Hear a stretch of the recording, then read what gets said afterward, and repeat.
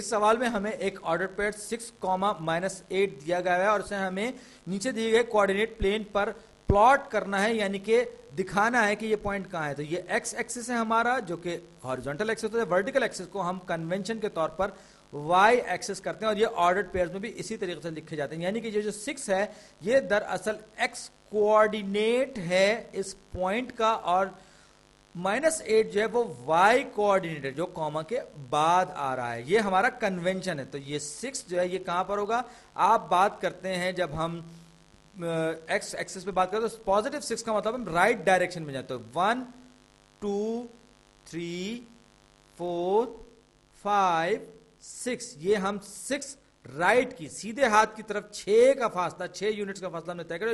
ये जो सेंटर, ये हमारा पॉइंट ऑफ ओरिजिन जिसको हम 0 0 भी लिखते हैं, ये हमारा पॉइंट ऑफ ओरिजिन है जिस पर एक्स और वाई दोनों 0 हो जाते हैं।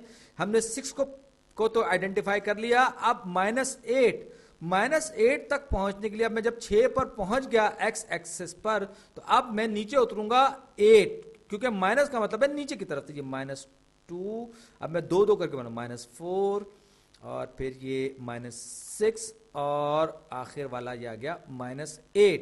तो अब जैसे कि मैंने 6 पे सीधे हाथ की तरफ जा चुका, अब मुझे 8 नीचे की तरफ जाना है, 8 यूनिट नीचे की तरफ। 1 2 3 4 5 6 7 8, यहां पहुंच गया मैं।